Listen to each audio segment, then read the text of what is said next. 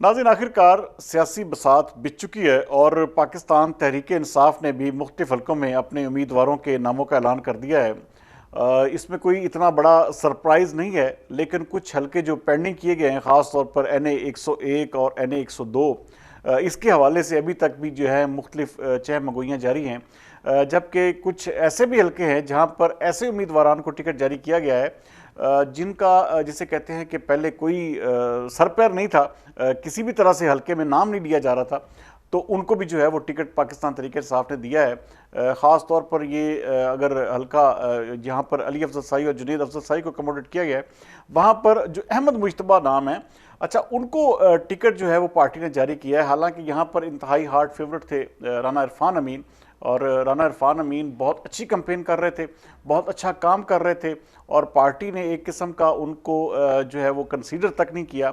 ये एक किस्म का इंतहाई ज़्यादा सरप्राइज़ था। और ये अहमद मुश्तबा साहब अब कैसे कैंडिडेट होंगे, ये तो आने वाले दिनों में इनसे मिल के पता हो चलेगा कि वहाँ पर किस तरह का वर्क करते हैं, क्या वो केपेबल हैं कि वहाँ पर इलेक्शन जो है वो विन कर सकें या लड़ सकें। अच्छा, उसके साथ साथ जो दूसरा हल्का आता है, वहाँ पर अगर हम आए तो वहाँ पर एक किस्म का जो जड़ांवाला है, वहाँ पे NA 96, वहाँ पर उन्होंने जो है वो जिस तरह राय हैदर अली खरल के हवाले से मैंने आपको बताया था, उन्हीं को अकोमोडेट किया है NA की सीट पर। लेकिन उसके नीचे बड़े सरप्राइज़ हैं। वहाँ पर जो मेयर वसी ज़फ़र हैं, वसी ज़फ़र के जो साहबजादे हैं, उनको PP का टिकट जारी किया है। और उसके साथ साथ जो तलाल चौरी के सगे चचा हैं, उनको जो है उन्होंने वहाँ पर अकरम चौधरी को जो है पाकिस्तान तहरीक इंसाफ का टिकट जारी किया है। और मोस्ट एक्सपेक्टेडली यहाँ पर जो उनका मुकाबला होगा वो तलाल चौधरी के वालिद जो अशरफ चौधरी, जिनके कागजात नामजदगी जमा आखिरी वक्त में करवाए गए थे, तो यहाँ से हो सकता है कि उनका मुकाबला एक किस्म का, दोनों भाइयों का मुकाबला आपस में हो। तो ये बड़ी सरप्राइजिंगली एक किस्म की सूरत हाल डेवलप हुई है। उसके साथ साथ अगर आगे चले जाएँ तो वहाँ पर जो हल्का NA 97 है, उसको अभी तक पेंडिंग किया है। अच्छा, कुछ हल्के ये कह रहे हैं कि जुल्फ़िकार भुट्टो का नाम कल से लिया जा रहा था, उसके साथ साथ कुछ और भी वट्टू बरादरान में से कोई हो सकता था। लेकिन आयशा रजब बलोच को जो है वो एक किस्म का, जब एक किस्म का वो लाइमलाइट में आई हैं, तो हो सकता है कि आयशा रजब बलोच के हवाले से कंसीडर किया जा रहा। और अभी तक पेंडिंग है। उम्मीद है क्योंकि कल हर सूरत में पार्टी सिंबल्स जारी होने हैं, तो कल तक तो लाजमी तौर पर टिकट जमा करवाना होगा। और जो भी सूरत हाल होगी वो अगले थोड़ी देर में जो है, उम्मीद है कि अगले चंद घंटों में वाज़ेह हो जाएगी कि पाकिस्तान तहरीक इंसाफ वहाँ से NA का टिकट किसे देती है। अच्छा, वहाँ पर मैंने जिस तरह आपको बताया था कि शहीद दाऊद भट्ट को वहाँ पे टिकट दिया गया है, और साथ में उनके जो खलील शाहद नूर के जो साहबजादे हैं, वो एक वो उनको जो है वो टिकट दिया गया है। तो ये एक किस्म का पैनल अभी तक मुकम्मल नहीं हो सका, लेकिन जैसे ही NA का 97 का फाइनल उम्मीदवार सामने आएगा, तो एक किस्म का यहाँ पर एक जो है वो आपको आइडिया हो जाएगा कि यहाँ पर आने वाले दिनों में होने क्या जा रहा है। अच्छा, उसके साथ साथ अगर समुद्री में जाएँ तो वहाँ पर बड़ा सरप्राइजिंगली एक किस्म का हाफिज़ मुमताज़ का नाम जो है वो ड्रॉप किया गया है। हाफिज़ मुमताज़, बड़ी हैरानगी वाली बात है कि वहाँ पर हालांकि ये कहा जा रहा था कि आदिल परवेज़ गुज्जर ने बल्कि इनकार कर दिया कि वो अगर हाफिज़ मुमताज़ नहीं होंगे तो मैं टिकट नहीं लूँगा और मैं नहीं इलेक्शन लड़ूंगा। लेकिन सरप्राइजिंगली वहाँ पर इफ्तिखार रसूल घुमन साहब को जो है वो NA का टिकट जारी कर दिया गया है। और उसके साथ साथ वो उनके जो नीचे सज्जाद अरशद साहब थे, उनको जो है वो टिकट दिया गया है PP 104 से, और PP 105 से एज इट इज़ जो आदिल परवेज़ गुज्जर हैं, उनको जो है वहाँ पर एकमोडेट किया गया है। और ये मुकाबला भी नाज़रीन इंतहाई टफ होगा यहाँ पर, ख़ास तौर पर क्योंकि ये पाकिस्तान तहरीक इंसाफ ने एक किस्म की नई ट्राई की है, लेकिन पाकिस्तान मुस्लिम लीग नून यहाँ पर बहुत बेहतर पोजीशन में है। अब देखते हैं कि ये लोग किस तरह से मुकाबला करते हैं। अच्छा, आगे आए डिजकोट में, तो वहाँ पर जो है वो मलिक उमर फ़ारूक जो है, जिनके आखिरी वक्त तक कागजात नामजदगी एक किस्म के नहीं मंजूर हुए थे, लेकिन आखिरकार उनके कागजात नामजदगी मंजूर भी हो गए और वो अब इलेक्शन लड़ रहे हैं। और NA 99 से वो अच्छे उम्मीदवार हैं, मैं नो डाउट इसमें। हाँ, MPA की सीट पर उनका एक किस्म का वो कमज़ोर थे, लेकिन NA की टिकट पर जो अगर उनको टिकट लाया गया है तो वहाँ पर उनकी पोजीशन जो है वो कदरे बेहतर है। वहाँ पर उनके मुख्तलिफ जो विंग्स हैं वो काफ़ी ज़्यादा काम कर रहे हैं। तो हो सकता है कि आने वाले दिनों में जब वो कैंपेन शुरू करेंगे तो उसके बाद हम कंपैरेटिवली आपको बताएंगे कि उनकी मियाँ जो कासिम फ़ारूक है, उनके मुकाबले में उनकी क्या पोजीशन बनती है और किस तरह से वो इलेक्शन लड़ते हैं। ये सारी चीज़ें आने वाले दिनों में आपके सामने आ जाएंगी।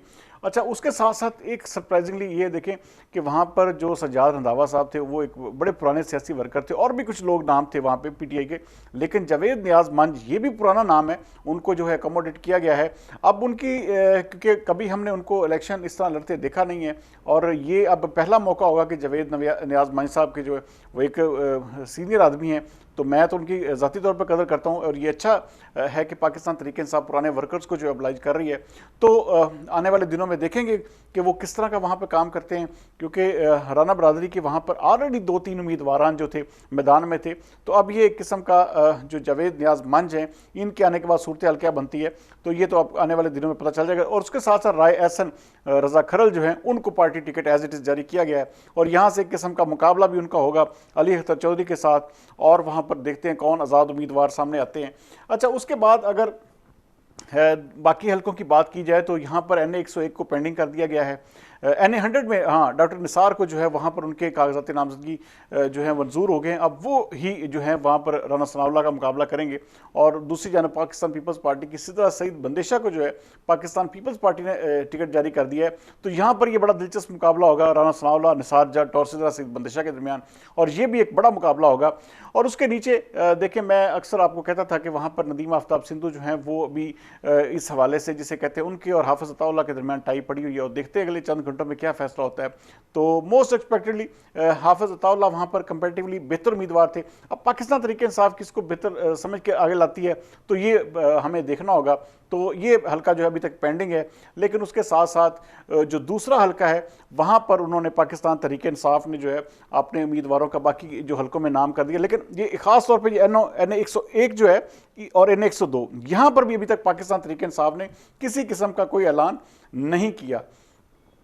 अच्छा, यहाँ पर एक और चीज़ बताता चलूँ कि यहाँ पर जो PP 110 है वहाँ पर हसन ज़कार नियाज़ी को जो है वो टिकट जारी कर दिया गया है, और ये इंतहाई जिसे कहते हैं कि पॉजिटिव और मजबूत उम्मीदवार हैं, और महर हामिद रशीद जो है वो कदरे इंतहाई कमज़ोर उम्मीदवार हैं। तो ये मुकाबला जो है किस्म का बड़ा तगड़ा होगा, और इसमें हसन नियाज़ी को जो है वो एज ज़रूर हासिल रहेगा, क्योंकि यहाँ पर महर हामिद रशीद की नाराज़गियाँ बहुत ज़्यादा हैं।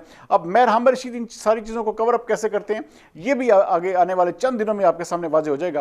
अच्छा, उसके साथ साथ जो साहबजादा हामिद रजा हैं उनको जो है NA 104 का टिकट जारी किया गया है। NA 104 में उनका मुकाबला राजा रियाज से होगा, और उसके नीचे एक और बड़ी सरप्राइजिंगली हुआ है कि महबूब आलम सिंधु, असद मुअज़्ज़म, उनके बेटे, उनकी बीवी, सबको ड्रॉप करके बशारत अली डोगर को लाया गया है फ़कीर हुसैन डोगर के मुकाबले में।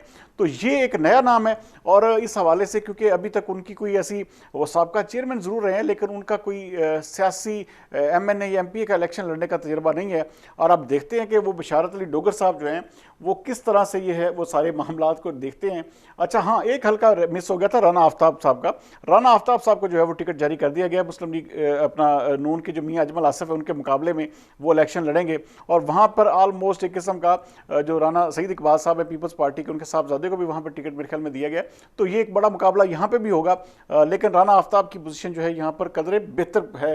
अच्छा, उसके साथ साथ अगर आगे की तरफ जाएं तो यहाँ पर जो PP 114 का एक किस्म का हल्का था वहाँ पर बड़ी ज़्यादा एक किस्म की चहमगोइयाँ थी कि वहाँ पर अब्दुल्ला दुमड़ को टिकट मिलेगा या किसी और उम्मीदवार को जो है आजमाया जाएगा, लेकिन वहाँ पर पाकिस्तान तहरीक इंसाफ ने शहबाज अमीर अवान को जो है वो टिकट जारी कर दिया है, और शहबाज अमीर अवान जो है वहाँ से मुकाबला करेंगे राना अली अब्बास का। एक किस्म का वकील का मुकाबला वकील से होगा, और ये भी एक किस्म का आइडिया हो जाएगा। राना अली अब्बास समझ रहे थे कि उनके मुकाबले में शायद कोई कमज़ोर कैंडिडेट आएगा और वो आसानी से जो है एक दफ़ा फिर जो है वो MPA-शिप जीत जाएंगे। तो ये बहरहाल अभी तक जो है वो आप समझ लें कि इस हवाले से जो है वो उनके जिसे कहते हैं कि सपने जो हैं वो अभी टूट गए हैं। अब देखते हैं कि पाकिस्तान तहरीक इंसाफ इस हल्के को कैसे कंटेस्ट करती है, और शहबाज अमीर अवान की भी एक किस्म का यहाँ पर जहानत का और उनकी एक किस्म की सियासी दानिशमंदी को देखना होगा कि वो किस तरह से अपने आप को लेकर चलते हैं, किस तरह से अपने हल्के को जो है तमाम जो एक किस्म के नाराज़ धड़े हैं उनको कैसे अपने साथ मिलाते हैं। इसी तरह जो राना असद थे उनको भी पाकिस्तान तहरीक इंसाफ ने टिकट जारी कर दिया है। वो एक इसरार अहमद मुन्ने खां के मुकाबले में वो जो शकील शाहद की किस्म की सीट थी वहाँ से उनको टिकट जारी किया गया है। तो ये भी अच्छे उम्मीदवार साबित हो सकते हैं, और आने वाले दिनों में क्योंकि ये इनके हवाले से मुख्तलिफ चीज़ें ये ज़ेरे गर्दश हैं कि वो अच्छे उम्मीदवार हैं और अच्छे तरीके से मुकाबला करेंगे। तो इसरार अहमद मुन्ने खां जो है उनका मुकाबला एक किस्म के इनके साथ होगा। और इसके साथ साथ जो एक और हल्का जो ख़ास तौर पर इस वक्त तमाम लोग देख रहे थे कि वहाँ पर टिकट शायद चेंज हो जाए एमपीए के, लेकिन शेख शाहिद जावेद और इस्माइल सीला को जो है वो बरकरार रखा गया है और उनके ऊपर जो है 102 में एमएनए का भी फैसला होना बाकी है। वो कौन होता है वो भी अगले चंद घंटों में ही वाज़ेह हो जाएगा, लेकिन इस्माइल सीला और शेख शाहिद जावेद को जो है एज इट इज़ बरकरार रखा गया।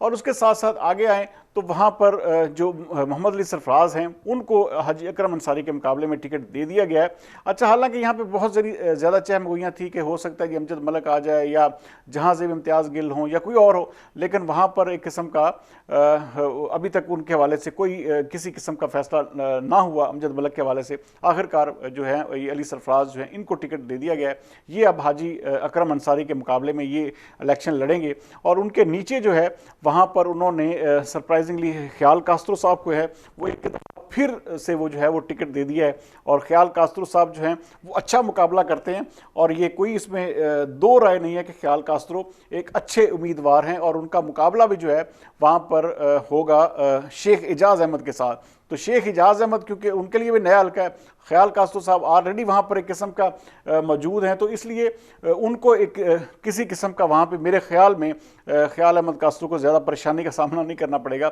अच्छा, एक और उम्मीदवार हैं राना बाबर साहब। राना बाबर साहब जो हैं वो सेक्रेटरी बार हैं इस वक्त मौजूदा फैसलाबाद बार एसोसिएशन के, तो उनको जो है वो पाकिस्तान तहरीक साहब ने टिकट जारी किया।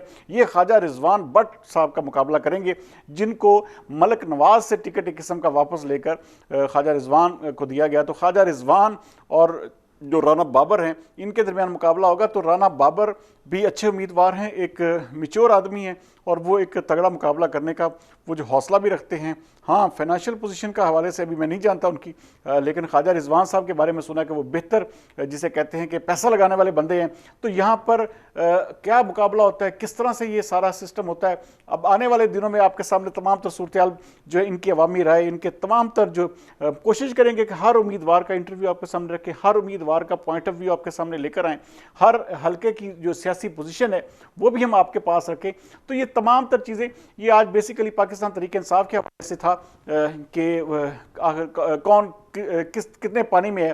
तो ये आने वाले जारी बात चंद दिनों में पता चलेगा और हम कोशिश करेंगे कि इन तमाम उम्मीदवारान के साथ अपनी, चाहे वो पीटीआई से तल्लक रखते हैं, चाहे वो नून लीग से हैं, चाहे वो पाकिस्तान पीपल्स पार्टी से हैं, चाहे वो आज़ाद हैसियत में लड़ रहे हैं, तो इन तमाम का एक किस्म का विजन और इनका एक किस्म का जो मंशूर है वो आपके सामने लेकर आएँ और फिर अवाम फैसला करे कि इनमें सबसे बेहतर कौन है।